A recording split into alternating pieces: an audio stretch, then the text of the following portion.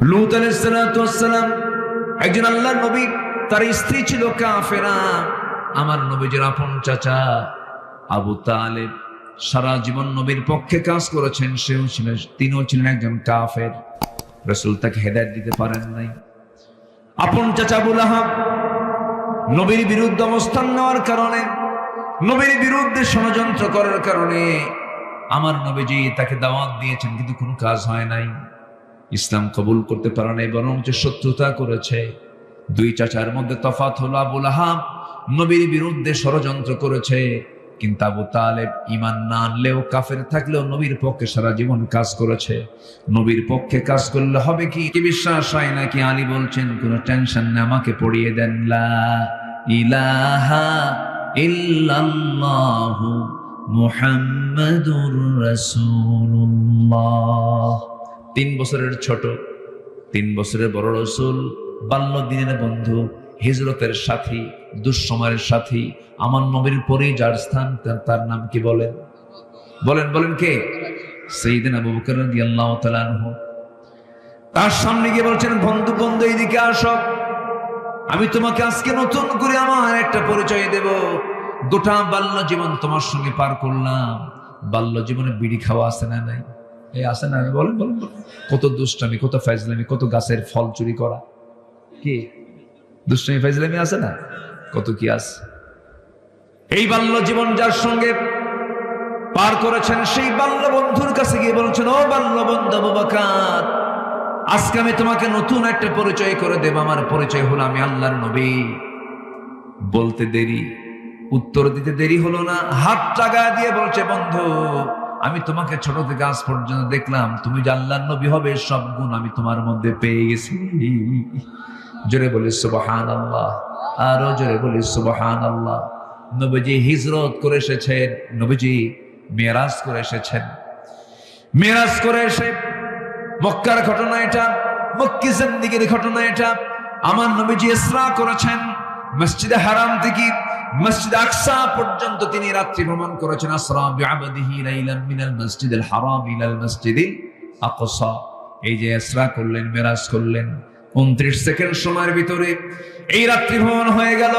জান্নাত জাহান্নাম দেখা হলো, আল্লাহর সঙ্গে দিদার হয়ে গেল। তিনি বললেন, আবু বকর, সকালবেলা হওয়ার সঙ্গে সঙ্গে বলছেন, আবু বকর, আমি তো গত রাত্রে প্যালেস্টাইন গিয়েছিলাম, বাইতুল আকসা ঘুরে আসলাম, তোমার কি বিশ্বাস হয় নাকি? সঙ্গে সঙ্গে তিনি কেঁদে বলছেন, আমাকে এমন করে প্রশ্ন করছেন কেন বন্ধু? সাদ্দাকতা ইয়া রাসূলুল্লাহ, আপনি সত্যি মেরাজ করেছেন, আমি আবু বকর এটাকে সত্যতা করে দিলাম। জোরে কোন সুবহানাল্লাহ। আমার নবীজি বলছেন, আবু বকর, আজকের থেকে তুমি শুধু আবু বকর নও, আজকের থেকে তোমার নাম হলো সিদ্দিক। জোরে কোন আল্লাহু আকবার। শুধু সত্যবাদী নয়, তুমি মহা সত্যবাদী। কি অবিচল বিশ্বাস, কি অবিচল আস্থা ছিল, এটার নাম হলো ঈমান। এটার নাম কি? ঈমান। ঈমান এনেছেন বন্ধু, ঈমান এনেছেন তার স্ত্রী, ঈমান এনেছেন ছোট্ট ভাই 10 বছরের শিশু সাইয়েদনা আলী, ঈমান এনেছেন। কিন্তু চাচার কাছে গিয়ে বলছেন, চাচা একটাবার কালিমা পড়েন। সঙ্গে সঙ্গে আবু তালেব বলছে, মুহাম্মাদের আমার ছেলেকে দিয়ে দিলাম, নিয়ে নাও। জাফরকে দিলাম, নিয়ে নাও। কিন্তু আমি না। কি কিন্তু? আমি না। এরকম লোক কিন্তু এখনো আছে। আসতে বলবেন না, আছে না? এই বলেন তো, আমি না, আমি যাব না। বাবা, কেন যাবে না?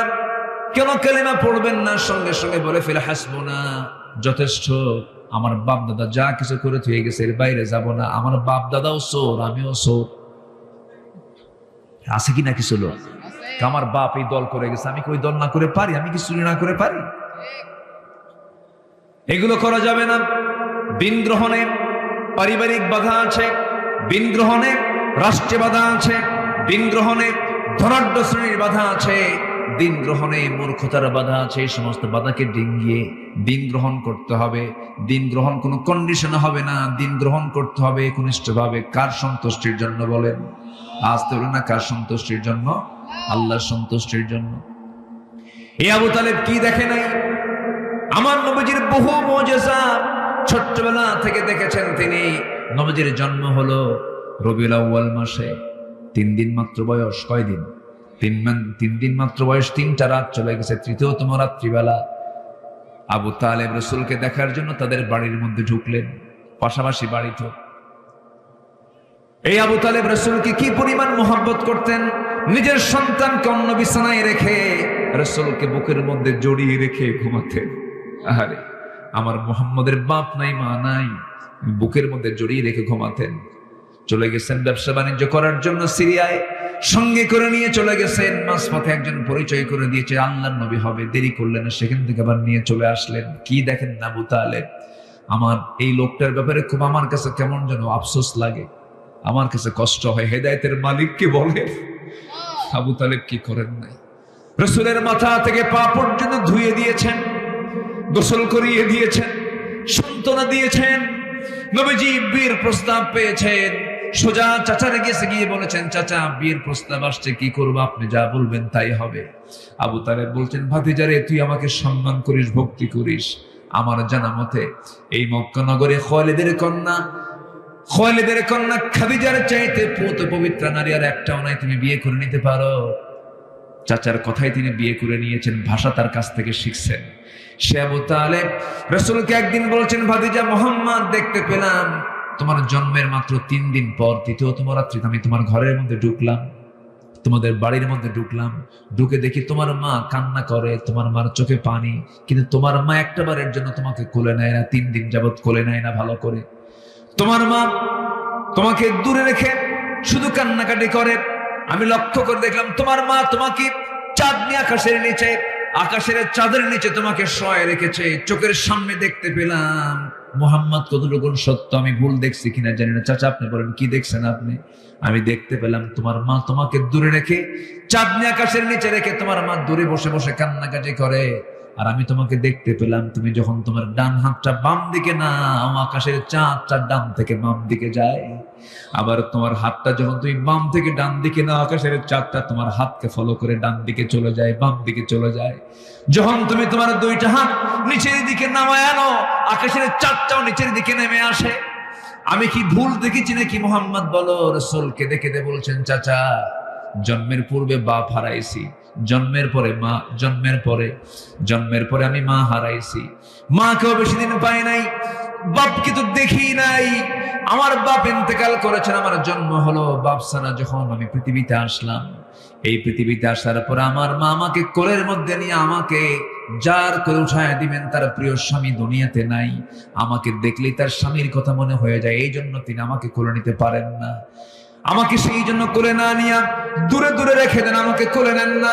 আমাকে সময়টা দেবে কে কেউ নাই, সেই জন্য মহান রব্বুল আলামিন সেই সময়টা কভার করার জন্য মহান রব্বুল আলামিন আকাশের চাঁদ আমার জন্য আল্লাহ রব্বুল আলামিন খেলনা বানাইয়া দিয়েছিলেন। এত বড় মুআজিজাগুলো দেখেও আবু তালেবের কপালে ইসলাম জোটে নাই, দিন জোটে নাই। বুঝে নিতে হবে হেদায়েতের মালিক কে, চাইতে হবে কার কাছে? আল্লাহর কাছে। আল্লাহ ইহদিনাস সিরাতাল মুস্তাকিম, এই দোয়াটা প্রত্যেক নামাজে প্রত্যেক রাকাতে আছে না নাই বলেন? ইয়্যাকা না'বুদু ওয়া ইয়্যাকা নাস্তাঈন ইহদিনাস সিরাতাল মুস্তাকিম। আমরা হেদায়েত চাইবো কার কাছে? নামাজ পড়বেন তো সবাই? কয় ওয়াক্ত নামাজ বলেন? কয় ওয়াক্ত নামাজ? একা না জামাতে? বুঝে না না বুঝে, জেনে না না জেনে, সময় না অসময়ে সুন্দর করে আমরা নামাজ পড়বো। জোরে বলি ইনশাআল্লাহ, আরো জোরে বলি ইনশাআল্লাহ। সম্মানিত ভাইয়েরা, সম্মানিত বন্ধুগণ, 1 নম্বর হলো ভ্রষ্টতার, পথভ্রষ্টতার 1 নম্বর কারণ হচ্ছে কুফরি করা, আল্লাহর আইনকে না মানা, আল্লাহর বিধানকে না মানা, আল্লাহর সৃষ্টিরাজির নিয়ামতকে অস্বীকার করা, এগুলো হচ্ছে কুফরি। নাম্বার 2 হচ্ছে শিরক করা। নাম্বার 2 কি? শিরক মনে হয় আমার দেশে নাই। শিরকের কাজ শুধু অন্য ধর্মের লোকেরাই করে নাকি? যেরকম এসে হিন্দু যারা আছেন তারা পূজা করেন, শিরকের কাজ। ওই শিরক শুধু নয়, মুসলমানদের মধ্যে শিরক আছে না নাই? আচ্ছা, আসেন দোয়া করি নাকি? আলোচনা চালাবো? জোরে বলি ইনশাআল্লাহ। একটু বসেন, আর একটু সময়, পয়েন্টগুলো আমি শেষ করে দেব।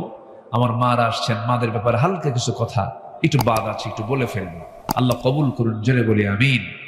আমি কষ্ট দিয়ে ফেলতেছি মনে হয় আপনাদের, অনেক রাত নিয়ে কথা বলার কারণে যদি একটু কষ্ট পেয়ে থাকেন নাকি? কষ্ট পাচ্ছেন? আচ্ছা, শিরিক করা। নাম্বার 2 কি করা বলেন তো?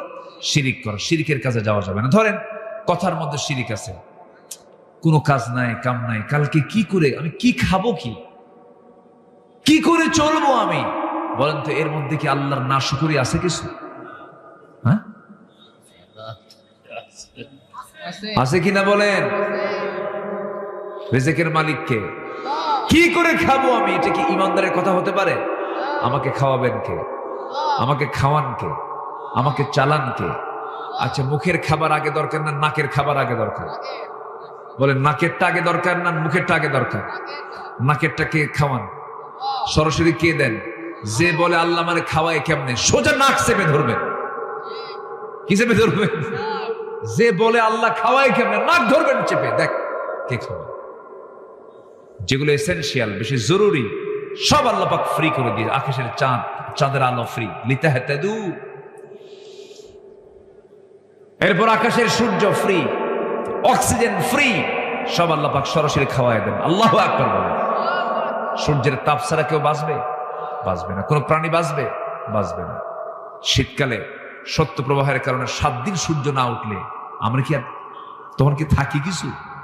খালি বলি আল্লাহ আল্লাহ, সূর্যটা দাও আল্লাহ, সূর্যের মুখটা দেখাও আল্লাহ, কামসারা হয়ে যায়।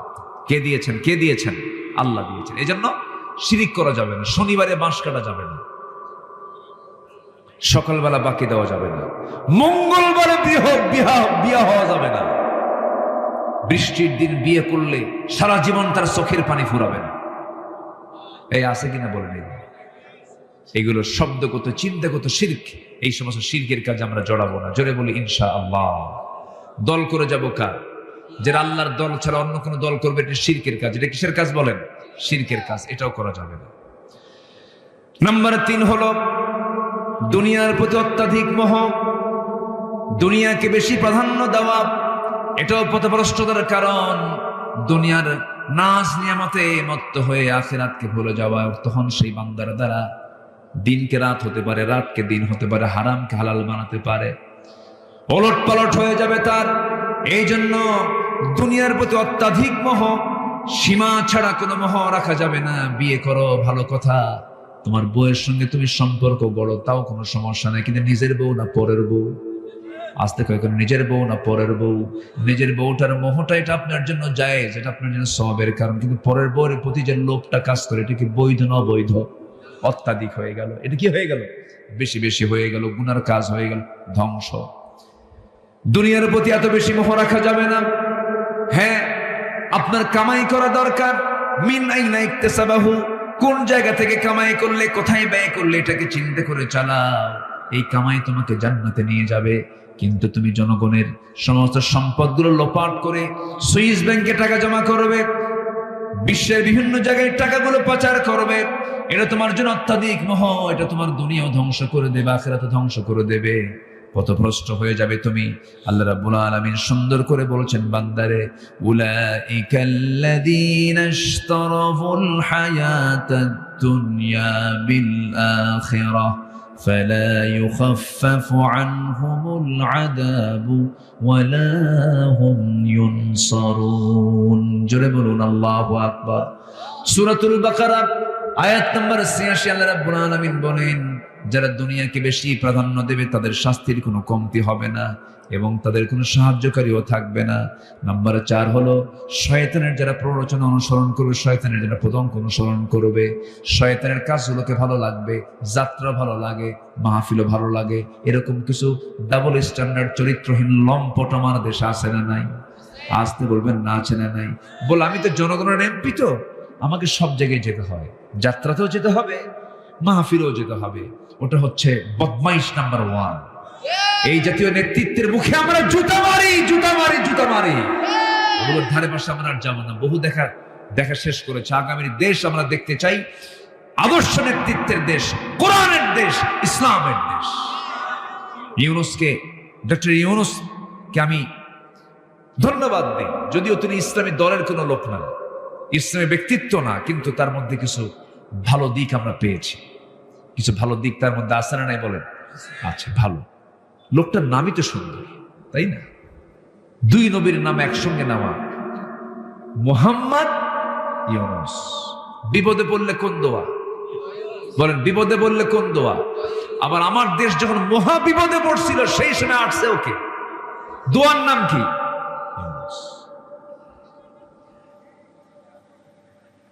আমি আমার বুদ্ধি বয়সে যতগুলো বসন্ত আমি পার করেছি আমার জীবনের, আমি আমার বুদ্ধি বয়সে আমি কখনো দেখি নাই আমার দেশের রমজান মাসে রোজাদাররা খাদ্য সামগ্রীর দাম কমাইছে, দেখি নাই। এমন রোজা রাখছে, রোজার বরকতের দাম ডাবল, ঠিক আছে না? কিন্তু দাম কমছে কোন বছর? এই দোয়া ইউনূসের বছর। কি ঠিক আছে না?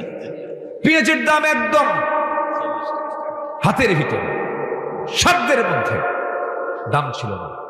মানুষ তৃপ্তি মতো রমজান মাসের জিনিসপত্রগুলো কিনেছে, রোজা রেখেছে। রমজান মাসে জিনিসপত্রের দাম কমানো ভালো। এই রমজান মাসে সমস্ত খাদ্য সামগ্রী একদম স্বাভাবিক ছিল। গতকালকে দিনাজপুরে আমার মাহফিল ছিল, দেখি যে আলু বিক্রি করতেছে, ওদের এলাকাতে আলু হয়, আলুর কেজি মাত্র 9 টাকা। কয় টাকা কেজি? 7 টাকা, 9 টাকা কেজি হলো দিনাজপুরে, যে কালকে দেখে আসলাম। তো এই যে একটা খাদ্য সামগ্রী, মানুষের আয় এবং ব্যয়ের যে লেভেল একটু হলেও সমতা হয়েছে, কেন জানেন? ইসলাম না মানলেও কিছু কিছু মানুষ আছে, দেখবেন কিছু হিন্দু আছে মিথ্যা কথা কয় না, আছে কিনা বলেন? আছে না? আছে না? নাই? আপনি যদি জুলুম না করেন, আপনি যদি কারো প্রতি যদি জুলুমের বোঝা না চাপায় দেন, আল্লাহ পাক একটা কাফেরকে দিয়েও রাষ্ট্র ভালোভাবে চালাতে পারে। জুলুম করা যাবে না। দীর্ঘ 16 বছর আমরা কি নিরাপদে ছিলাম না জুলুমে ছিলাম? নিরাপদে না জুলুমে? এই মাহফিল যদি ওই প্রেক্ষাপট থাকতে হতো, হলেও ডানে বামে কিরামন কাতিবিন বসে থাকতো, আর মাঝে মাঝে হুমকি দিত, থানায় ফোন দিয়ে বলতো বক্তার গতিবিধি ভালো না, তাড়াতাড়ি ফোর্স পড়ায় দেয়। কি কথা কি বুঝতেছেন? এগুলি বদমাইশ। এখন একটা মহল চাচ্ছে তাড়াতাড়ি নির্বাচন হয়ে যাক। আমাদের দাবি হচ্ছে প্রতিটি হত্যার বিচার বাংলার মাটিতে আগে হতে হবে, ঠিক কিনা বলেন? এই প্রেক্ষাপটে যাদের রক্ত ঝরেছে সেই রক্তের সঙ্গে বেঈমানি আমরা করতে পারবো না। সস্তা সস্তা ক্ষমতা পেতে চাও না, আমরা এটা হতে দেব না। চাঁদাবাজি শেষ হয়নি, চাঁদাবাজি এখনো আছে। চাঁদাবাজদের চিহ্নিত করতে হবে, অসৎ নেতৃত্বের মুখে থুতু দিতে হবে, বাতিল নেতৃত্বের মুখে থুতু দিতে হবে।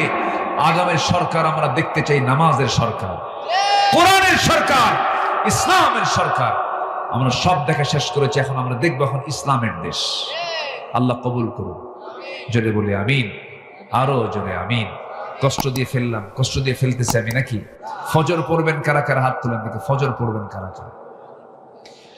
জোরে বলি আল্লাহ আমাদেরকে ফজর, জোহর, আসর, মাগরিব, ইশা 5 ওয়াক্ত সালাত আদায় করা তৌফিক তুমি আল্লাহ দিয়ে দাও। জোরে বলি আমিন, আরো জোরে আমিন, আরো জোরে আমিন। নাম্বার 4 হলো শয়তানের প্ররোচনা অনুসরণ করলে পথভ্রষ্ট হয়ে যাবে। শয়তানের বহু ফাঁদ আছে। লটারি ধর, কি বলেন বলেন, কি ধর? শয়তান কি কয়? ধর লটারি। এই যে প্ররোচনা, ক্যাসিনো, ফ্রি ফায়ার, পাবজি। যুবকরা কিন্তু ঠিকই টের পাচ্ছে আমি কোন দিক দিয়ে দিচ্ছি। এই যুবকরা, এই সমস্ত অনলাইন গেমিং, এগুলো সব কার ফাঁদ? কার ফাঁদ? কার ফাঁদ? শয়তানের। এগুলো করা যাবে না। ইন্না শাইতানা লাকুম আদুউন ফাত্তাখিযুহু আদুওয়া। আর শয়তান মানুষকে শত্রুতার দিকে ঠেলে দেয়, শয়তান মানুষকে বিপদগামী করে ফেলে। শয়তানের কাজই হলো বান্দাকে কেমন করে পথভ্রষ্ট করে জাহান্নামের লাইনে নিয়ে যায়। এই জন্য ওই সমস্ত কাজে আমরা জড়াবো না। জোরে বলি ইনশাআল্লাহ। কোন নেশার দিকে আমরা যাবো না। জোরে বলি ইনশাআল্লাহ।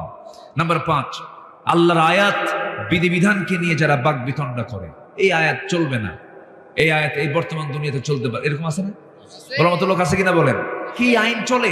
একটা মানুষকে প্রকাশ্যে ধরে সাতক্ষীরার মোড়ে জেনা করেছে বলেই তাকে পাথর মেরে এবং সবার চোখের সামনে তাকে কতল করে শেষ করা হবে, এটা অমানবিক। দেখছেন কি মানবতা, কি মানবতা দেখাচ্ছে। অথচ জেনার ফলে এমন মরণ ব্যাধি হচ্ছে, একটার কারণে হাজার হাজার মানুষের জীবন চলে যাবে। অবৈধ জেনা মানে সেখানে অসুস্থতা, মহামারী, বিভিন্ন রোগ দেখা দিয়ে দেয়। এই জন্য জেনা আছে যেখানে, শাস্তি সেখানে দুর্বল না মজবুত? মজবুত শাস্তি সেখানে নিশ্চিত করতে হবে। আল্লাহর বিধিবিধানকে নিয়ে কখনো বাকবিতণ্ড করা যাবে না। নাম্বার 6, অহংকার বসে আল্লাহর হুকুমকে অমান্য করা। এরকম বহু লোক কিন্তু আছে। অহংকার করেছিল শয়তান। অহংকার কে করেছিল? শয়তান।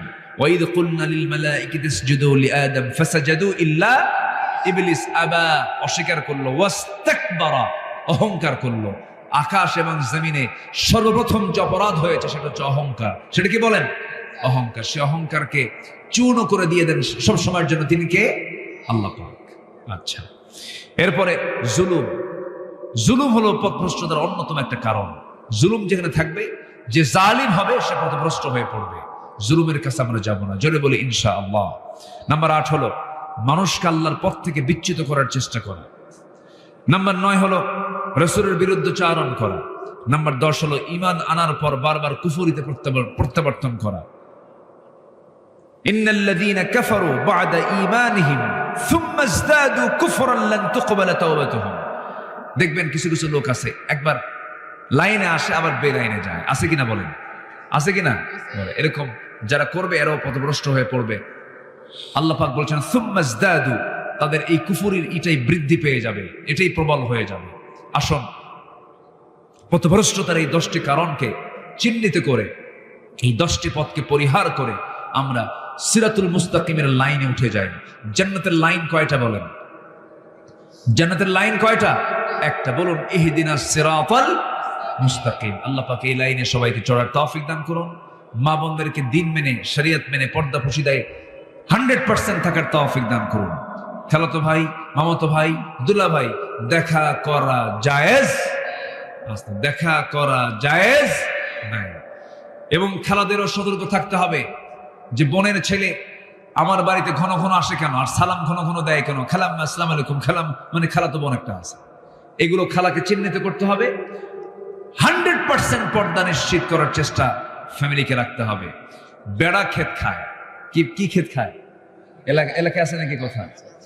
হ্যাঁ, বেড়াই কিন্তু ক্ষেত খায়। দূরের মানুষের ক্ষতির চাইতে কি কয় বেড়া? কাকড়। কাকড় কি? ও, বেড়া কাকড় খায়। ও, আমাদের জেলামির মহোদয় কথাটা বলছিলেন তার আলোচনায়। আমি কাকড় কি, আমি এটা ভাবতেছি না। জি ঠিক আছে।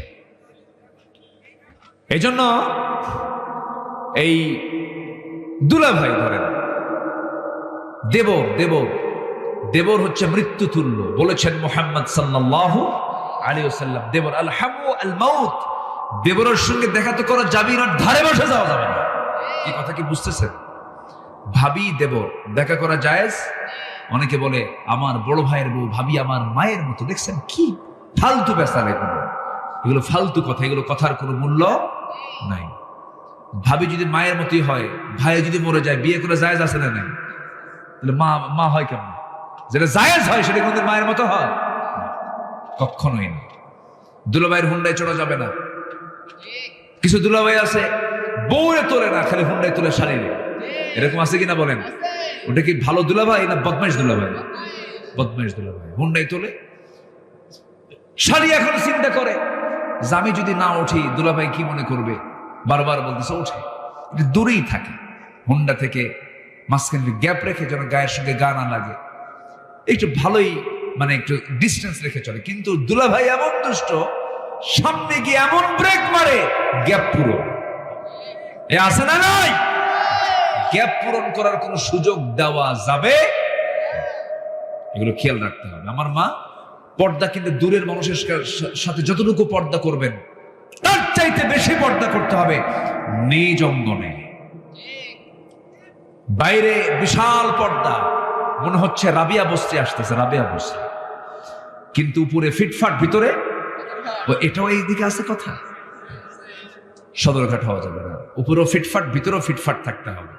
আল্লাহ পাক বাহিরেরটা দেখবেন না, ভিতরেরটা দেখবেন। এই জন্য ভিতরে সদর হওয়া যাবে না, ভিতরেও কি ফিটফাট থাকতে হবে। আল্লাহ পাক মাদেরকে বোঝার তৌফিক দান করুন। জোরে বলি আমিন।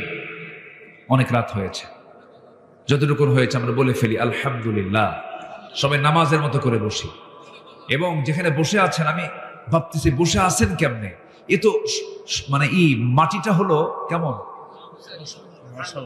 অসমান মাটি, এত শক্ত মাটি, ওরে বাপরে বাপ। আমি যদি হেঁটে আসতাম, নরম হয়েছে মানে পিছনে যেন একটা সিল লাগে নাকি? নরম না, আজকে শক্ত না? শক্ত না, অনেক শক্ত। যে বসেন ভাই, বসেন বসেন বসেন। সবাই বলে সুবহানাকা আল্লাহুম্মা ওয়া বিহামদিকা আশহাদু আল্লা ইলাহা ইল্লা আনতা আস্তাগফিরুকা ওয়া আতুবু ইলাইকা। যিনি চলে যাচ্ছেন দোয়া ছাড়া, আমি ভাববো উনি কৃপণ মানুষ। একটু বসেন না, এমন কৃপণতা দেখান কেন? ফিলিস্তিনের জন্য দোয়া করতে হবে না? কৃপণতা দেখান কেন? বসেন, আপনি দোয়া করবেন অন্যের জন্য, আপনার জন্য অন্য মানুষ দোয়া করবে। আপনি দোয়া করবেন না, আপনি দোয়া পাবেন না। বসেন, একটু বসেন। আল্লাহ আল্লাহ কি যে মধুর নাম, আল্লাহ আল্লাহ কি যে মধুর নাম। ধরার তামাম মনি মুক্তায় পান্না হীরা সোনা দানায় হয় না তাহার দাম। আল্লাহ আল্লাহ কি যে মধুর নাম।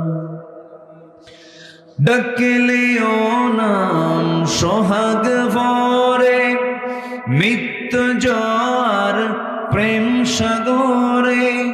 ডাকলেও নাম মনের কাবায়, নাচে রক্ত ঘাম। আল্লাহ আল্লাহ কি যে মধুর নাম। ধরার তামাম মনি মুক্তায় পান্না হীরা সোনা দানায় হয় না তাহার দাম। আল্লাহ আল্লাহ কি যে মধুর নাম।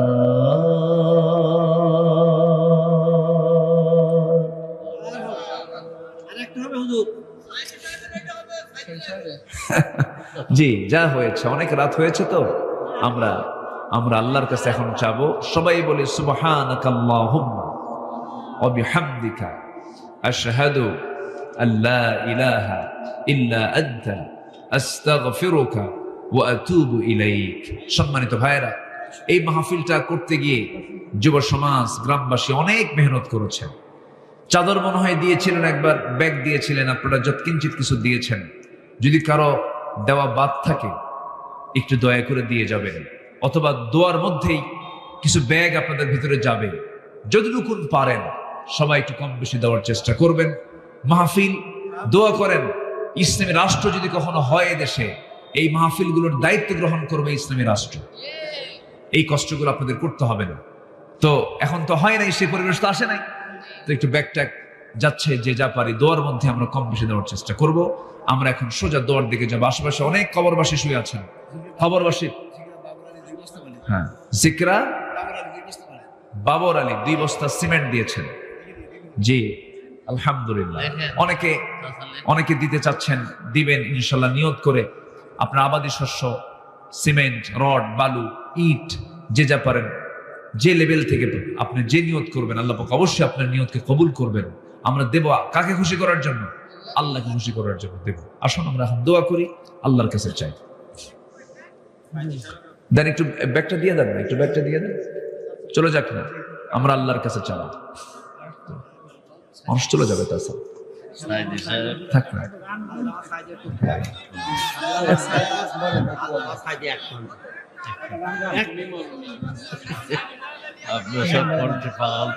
কি সুন্দর মানুষ আপনাদের আগ্রহ অনেক। কালেকশনের মধ্যে আপনি অনেক স্লোগান অনেকে আবার ফলো করে বলে না। আলহামদুলিল্লাহ। যে ক্যামেরাম্যানদের কি হলো, কি ঝড় উঠলো সব? যে এটা টাকা না, টাকায় ফেলে দিয়ে চলে গেছে। আচ্ছা থাক না, এখানে কিছু ডকুমেন্টস আছে, অনেকের আইডি টাইডি থাকতে পারে। যদি কারো হেরে থাকে এটা সুস্পষ্ট প্রমাণ দিয়ে এটা নিয়ে যাবেন ইনশাআল্লাহ। সবাই বলি ইয়া আল্লাহ, আমার জীবনে সাগীরা কবীরা, ছোট বড় সব গুনাহ তুমি আল্লাহ মাফ করে দাও, তুমি আল্লাহ মাফ করে দাও ইয়া রাব্বাল আলামিন। আল্লাহুম্মা আমিন।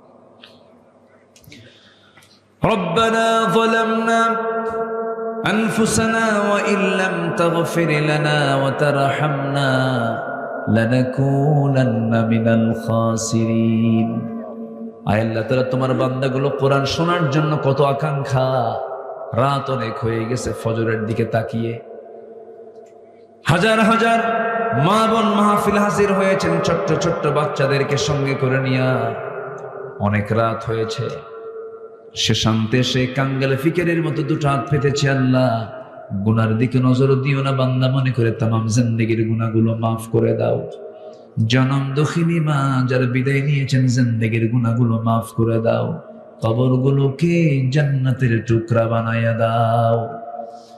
আব্বা আম্মার জন্য কি দোয়া করতে হয় তাও শিখিয়ে দিয়েছো। দিল থেকে আব্বা আম্মার জন্য সবাই বলুন রব্বিরহামহুমা কামা রব্বায়ানি সগীরা, রব্বিরহামহুমা কামা রব্বায়ানি সগীরা। বিশেষ করে মাহফিলটার আয়োজন করলেন যারা, শোনার জন্য কষ্ট করে আসলেন যারা, বিনিময়ে কিয়ামতের কঠিন ময়দান যেদিন কেউ কাউকে চিনবে না, এমনকি মা সন্তানকে পর্যন্ত স্বীকার করে বসবে, সেই কঠিন মুসিবতের দিনে মাহফিল সবার জন্য নাজাতের মাধ্যম তুমি আল্লাহ বানাইয়া দিও। আমার ডানে, আমার বামে, সামনে পিছনে যত ভাই বোন আড়ালে হাত তুলেছেন, সবার হাতগুলোকে চালায়া নাও। আশেপাশে কবরবাসীর কবর আযাবকে তুমি আল্লাহ মাফ করে দাও। কবরগুলোকে জান্নাতের নূর দিয়ে মুনাওয়ার করে দাও। তোমার বান্দাগুলোকে নিয়ে এমন সময় হাত তুলেছি, ফিলিস্তিন মৃত্যুকূপ হয়ে আছে। ও আল্লাহ, ফিলিস্তিনকে তুমি আল্লাহ বাঁচাও। সমস্ত ষড়যন্ত্র থেকে এই বাইতুল আকসা তুমি আল্লাহ মুসলমানদের হাতে তুলে দাও। একটা ওমর দুনিয়াতে পাঠায়া দাও। তোমার বান্দাগুলোকে নিয়ে হাত তুলেছি আল্লাহ, তোমার বান্দাদের যা যা চাও তুমি আল্লাহ পাওয়া করে দিও। দুনিয়া থেকে কোন দিন বিদায় নেব জানি না, ডান হাতে আমলনামা না আসা পর্যন্ত কবর নিও না। আল্লাহ তাআলা, মালাকুল মউত কোন দিন আসবে জানি না, মরতে যখন হবে তুমি আল্লাহ শহীদি মউত কপালে জুটায়া দিও। আল্লাহ, মাহমুদপুরের প্রত্যেকটা ঘরকে তুমি আল্লাহ মেহেরবানি করে ইসলামের দুর্গ বানায়া দাও। যুবকদেরকে তুমি আল্লাহ খালিদ বিন ওয়ালিদের মতো কবুল আর মঞ্জুর করে নাও। আল্লাহ গো, দুনিয়া থেকে বিদায় কোন দিন নেব জানি না, তবে যেদিন দুনিয়া থেকে বিদায় নেব রে, টান মেরে ঘর থেকে বের করে দেবে। জীবনের শেষ গোসলটা হয়ে যাবে, মরম সব দেখে দেখে চলে যাবে। কবরে শোয়া দেবে রে, বাঁশ চাপা দেবে, মাটি চাপা দেবে, সবার চোখে পানি টলমল করবে। কবরে রেখে আসবে, 24 ঘন্টা যাবে না, মাথার চুলগুলো খসে খসে পড়বে। 3 দিন যাবে না রে, চামড়া গুলো গলে গলে পোকার পেটের খাবার হয়ে যাবে। স্বামীটার শোকে বউ শুকে শুকে যাবে, ছটফট করতে থাকবে। সন্তানগুলো কাঁদবে, কিন্তু পায় নাই রে। মানুষ একবার চলে গেলে আর ফেরত আসে না রে। কবরে 7 দিন পার হবে না, পেটের নারী বেরি সব চোখ মুখ কান নাক দিয়ে বের হয়ে শুরু হয়ে যাবে। কিম্ভূত কিমাকার চেহারা হয়ে যাবে রে। মাত্র 3টা মাস কবর যদি খনন করে দেখা হয়, কয়েকটা হাড় ছাড়া কিচ্ছু পাওয়া যাবে না। সে অন্তিম সময়ে যখন চলে আসবে, জবানে জারি করে দিও কালজয়ী কালেমা তাইয়্যিবা লা ইলাহা ইল্লাল্লাহ মুহাম্মাদুর রাসূলুল্লাহ। আসসালামু আলাইকুম ওয়া রাহমাতুল্লাহি ওয়া বারাকাতুহু।